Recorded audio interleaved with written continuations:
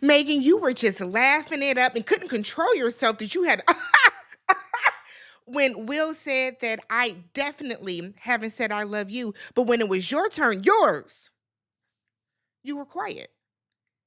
Now it became everybody on mute. Don't worry, I'll talk for you.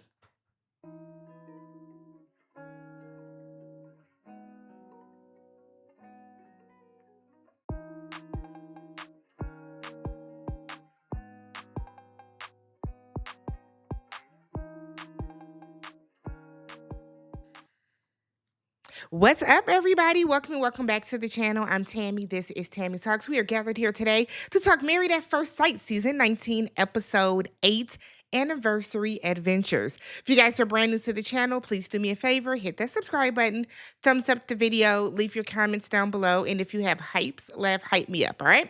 So we start off where Megan and Derek are still talking. We got light. We got a new light. Okay. So we not yellow anymore today. All right. So we pick back up where Megan and Derek are still continuing their conversation, argument, discussion, whatever you want to call it. He apologizes for triggering her. No, you didn't. He apologizes for triggering her. She felt his apology was not okay. So he has to apologize again. I don't like that. Y'all just had this conversation with Pastor Cal, where if he apologizes, okay. So she now feels that she cannot trust him and he does not feel like a soft place. Now, I was in my comments and I saw you all saying that you guys, a lot of you were on Megan's side that, hey, Derek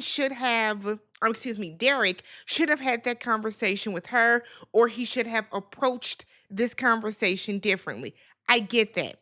However, how many times are we going to allow Megan to use buzzwords of ambushed and ganged up on and blindsided to wiggle her way out of a conversation? Because truth be told, it seems as if Megan does not want kids.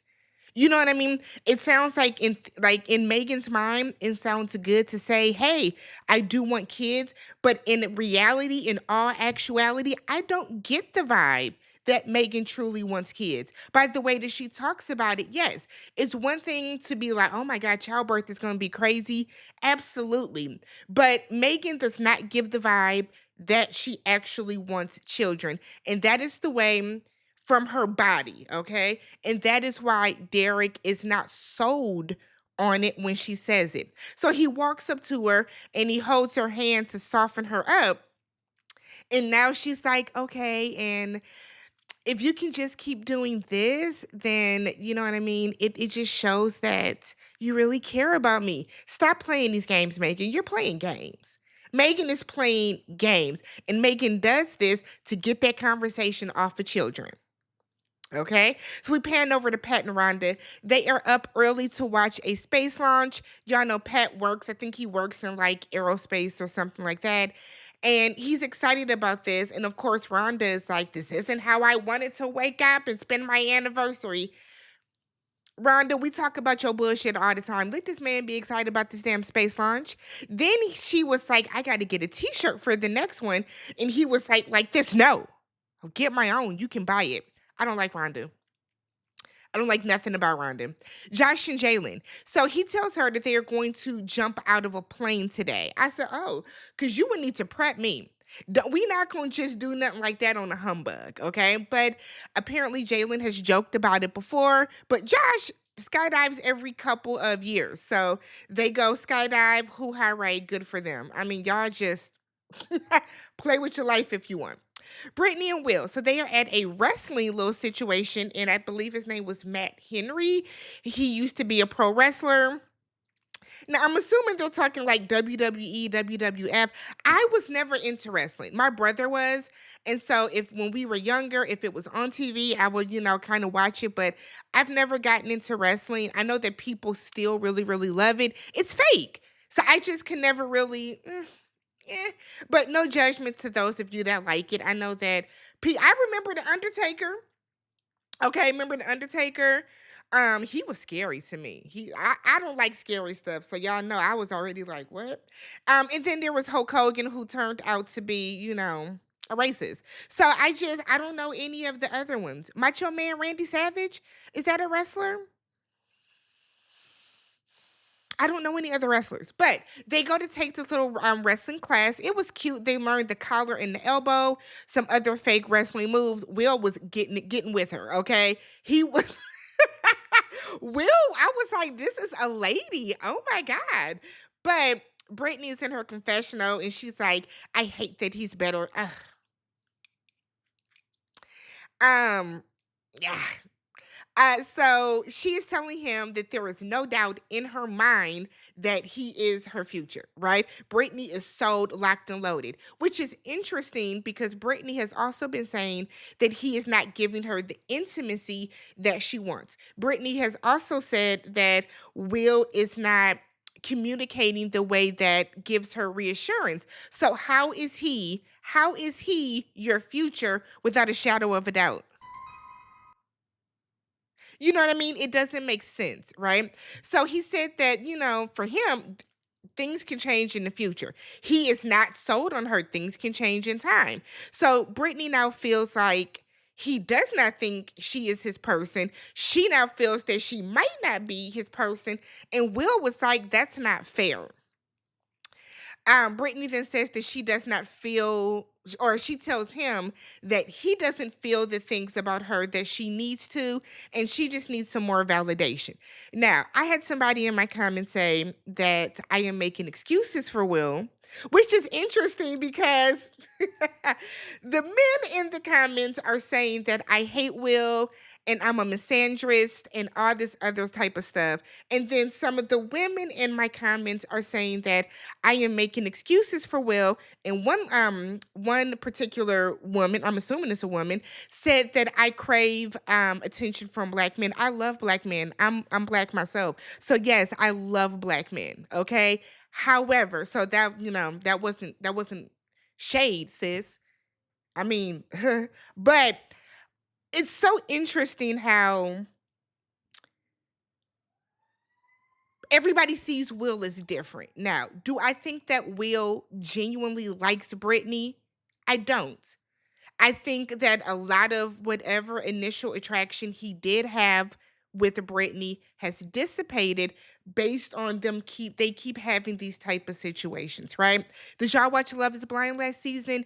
This is giving Annie and Nick, where Nick felt that he was doing enough to reassure her that he liked her and he, was rocking with her. And Annie kept calling him out on it, but not being able to fully like explain, where the disconnect was for her. I feel like Brittany is doing the exact same thing to Will. They will be having a good day. They're having a good day. They're getting along well. Like they're engaged with each other. And then she'll bring up something basically to kill the mood. It has been 4 weeks, right?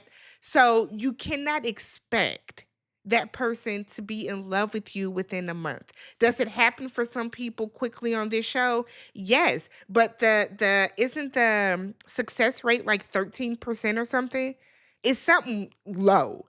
So even when these people are coming in and saying, I love you right away, they're clearly not meaning it. Or love is just not enough. I think Brittany just needs to relax because Will seems like he's going along to get along. And every time they get to a better place, Brittany does something that I think takes some of his attraction away. That's just me. So we get to Megan and Derek. They're over at Megan's parents' house, and Megan's mother wants to know what he likes about Meg. He said she's very driven, right? Megan then said that she feels safe with him.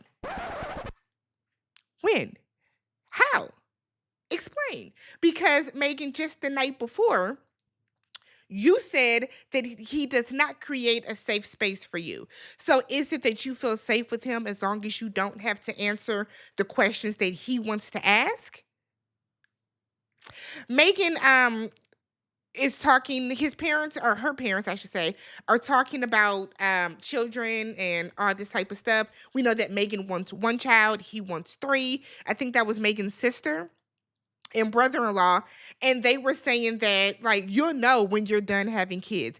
Megan's father talks about how the economy is in the dumps and how it's not as fiscally easy to raise children in today, 2025 or 2024, when this was filmed, as it was back in the day when, they were raising their kids in the 80s and 90s. And so, one, love the conversation, and I love to see boomers and Gen X be very open and honest about that. It is not as easy for us to live now as it was back in the 80s and 90s, right? So Megan is in her confessional and she's saying that she does not want to give birth multiple times and he's going to have to compromise. She does not want three children. Now, I don't know if Megan wants a surrogate or what's happening, but this is why Derek keeps having the conversation with you. And like it's showing even more so that you are gaslighting this man. You're gaslighting and you're stonewalling because whenever he does want to have this conversation with you, it turns into an argument because you feel that anybody that knows you should know that you want to have kids. But I also feel like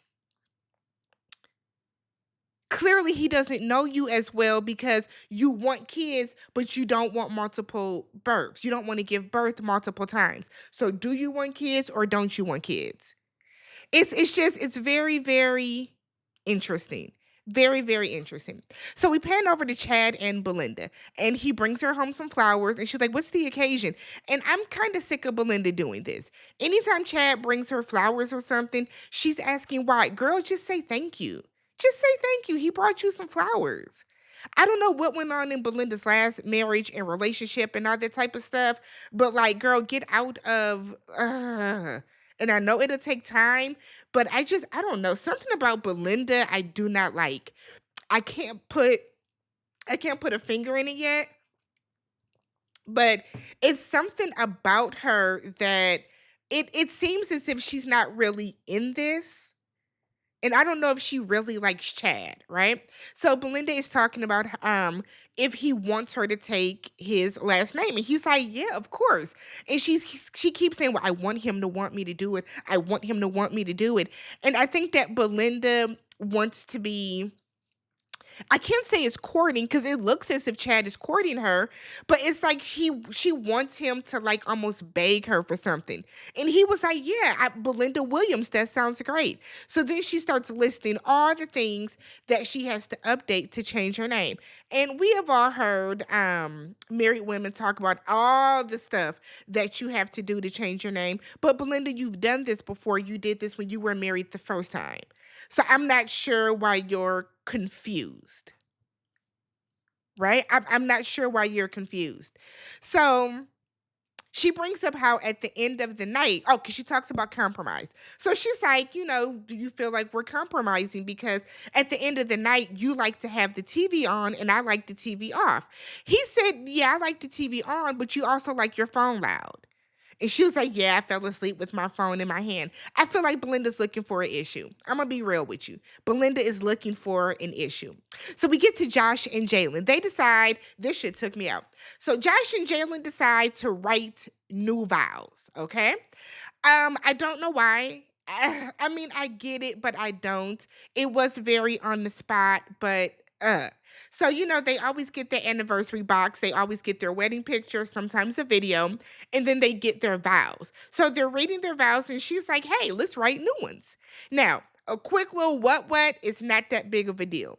They are sitting shoulder to shoulder. Now, I felt that maybe y'all could have went in different rooms. But or at least, girl, you get up and sit back on the couch. Y'all were sitting like this right in these vows. But Josh is frustrated because he's not a good writer and he starts to get a little snippy. So he said that it took him 4 days to write those 4 paragraphs for his initial vows. And she's like, "It's not that big of a deal. Like, you can write whatever. This is going to be more meaningful, even if it's 2 sentences, because You actually know me now, as opposed to then we didn't really know each other. So like it's cool. So he's like, I'm not gonna read what I wrote. I'm not gonna read what I wrote. And she was like, what?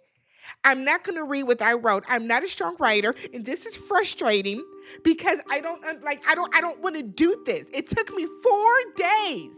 4 days to write that. I'm not a strong writer. I don't want to do it. I don't want to do this. I was like, what's happening? Like you just crashed out. She was like, I think you're being a little dramatic. And he was like, I am, and that's fine. Is it okay? Is it okay? So in her confessional, Jalen is like, I've been doing a number of things that have been outside of my comfort zone, right? Which she has.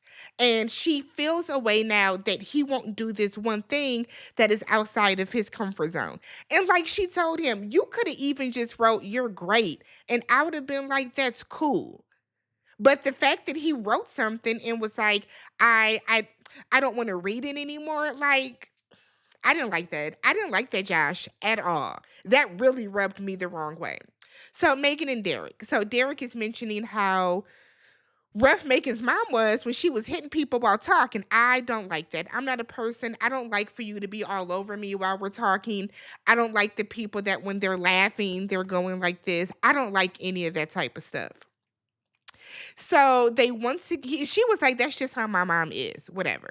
So they talk about children and having kids once again. Derek asks if she is open to trying sometime in summer or fall. And Megan was like, it's interesting because my mom is not a baby person. Like my mom is going to see the kid, be like, hey, how you doing? Shower the kid with gifts and that's it. My dad is a big baby person. My dad will be more invested in the grandchild. But she's like, yeah, we can start in June. And I'm like, I don't believe you, Megan. It does not give me that she really wants kids because every time they talk about children, her energy and her mood drop. And yes, again, I am a woman. I understand the fear and anxiety that comes along with childbirth because it is a danger. It is a life-threatening process to go through. But the way that she talks, like Megan don't want kids, y'all. And if she does want children, she does not want to carry and birth them herself. And I wish she would just be honest about that and say, I would much rather we use a surrogate. Have that conversation with Derek and see how he feels about it. Okay. Brittany and Will. So it starts off with Brittany being in her confessional saying that she does not feel like she thought she would on her 1 month anniversary. So they're sitting in their living room on the couch and they're reading their vows. And she is reading her vows about how, she'll make him laugh. He was like, sometimes. She was like, do I make you happy? He was like, on some days. And so she's like, "Oh, okay. Oh my god." So she asks him if she is creating a safe space for him, and he said, "Yes." And I kind of feel like that is more important than whether or not you making this nigga laugh on occasion, sis. You know what I mean? So he's like, "Look, we are learning one another every day, and we're going from being strangers to not being strangers, and that is the most important thing for him." Brittany, on the other hand, feels like they would have more emotions on their 1 month anniversary. Brittany, you're forcing it. We see this every season. We see this every season where somebody is trying to force the emotions and force their relationship, and it just doesn't work. It just doesn't work, right? You are creating a safe space for him. He feels that you are a safe space. Baby, that is way better. That is way better than him telling you that you make him laugh every day. Like I've said before, Brittany wants somebody to be 1000% smitten with her. And the fact that he's not like wanting to be inside her skin, she doesn't know what to do with it. Brittany leads with her body, as I've said over and over again. And I feel like that's why Brittany has not had success in her relationships because to her, intimacy and somebody loving you and somebody being all in with you is predicated on whether or not that person wants to fuck all the time.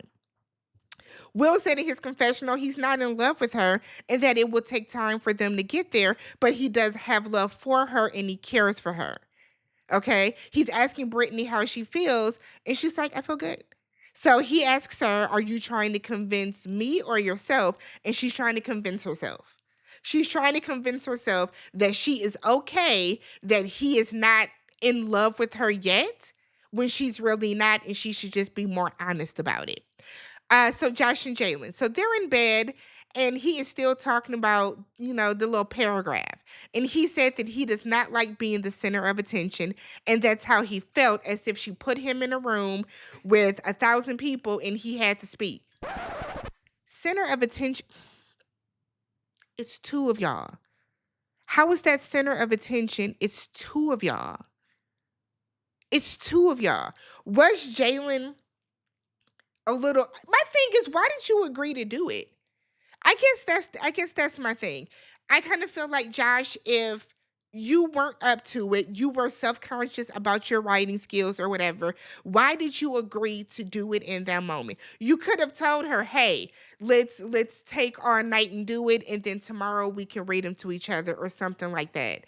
But I was with Jalen. The way that you reacted is not okay. It's not okay. You could have just said, I love the way you make me feel. I'm happy that I met you. I can't wait to spend my life with you. And that was it.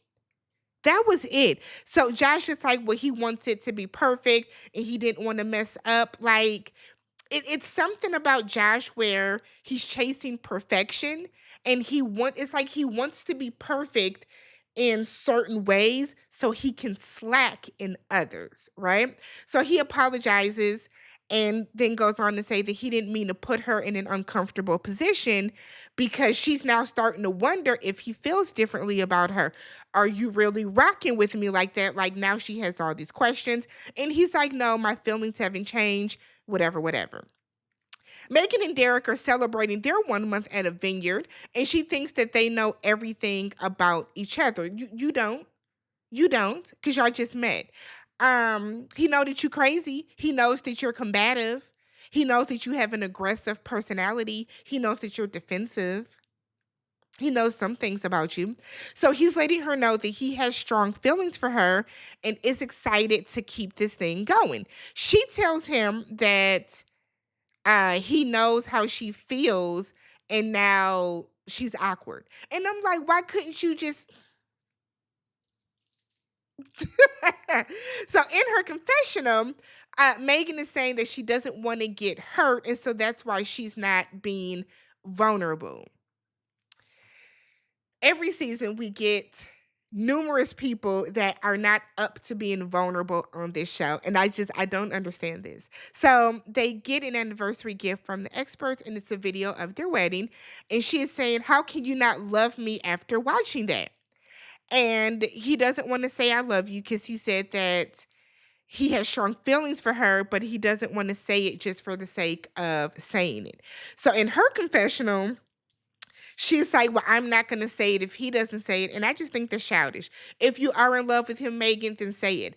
But wanting him to say it first, for what? He has to do everything first when it comes to you. I guess. So the group gathers at Rhonda's house for a dinner party, and Rhonda is asking everyone where they are right now. So Josh just like, well, me and Jalen have been electric since day one.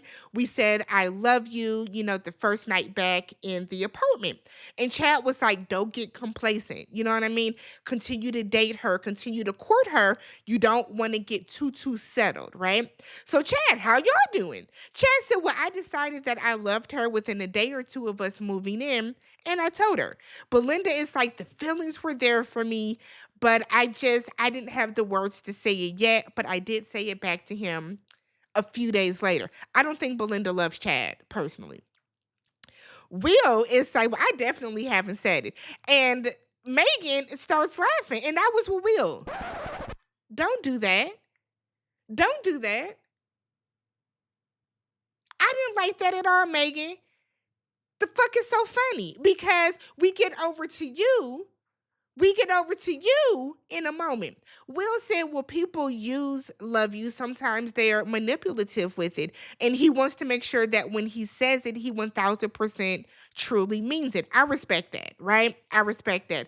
Brittany is like, we're here. She feels away. Brittany wants to be the gold standard of a couple that is in love and they're smitten with each other. And she just can't take it that they're not there yet. So she is, instead of her working to get there, she harps on what isn't instead of focusing on what could be. So we get over to Megan, and now she's over there. No, no, no, no, no. No, no, no. Speak up, baby. Speak up. I can't hear you now. You laughed at the fact that Will said he hasn't said it yet, but not only have you not said it, but Derek's ass ain't told you yet either. So y'all are some loveless MFs. Shut up. Shut up. I don't understand why you would even laugh at somebody saying that. Derek said, well, I'm on the path at this point to saying it, just not there yet. Oh, but that's not funny. That's not funny. Okay. So Megan is like, same. And that was with Jalen. You feel the exact same. The exact same moment. Megan, baby, I promise. So Pat said, look, I know you guys look at us as like the elder couple and we're more seasoned and you think we have it all together. We don't. We don't. He said that we are trying to figure this thing out just like y'all are. Pat also goes on to say that it doesn't matter your age, it comes down to commitment. Most boring 1 month anniversary dinner I have ever seen on the show. Rhonda and Pat, so they are at a little concert, I guess, in somebody's backyard, or is it like a black party? They doing something. You know what they gave? For my black people that probably watch it, Nucci's Front Porch. Do y'all watch that on YouTube? It gave that vibe. It was a cute little setup though. So they both agree this is their happy place. Sitting outside, listening to some music with some drinks. You know, Rhonda's engaging with everyone. They're having the time, okay?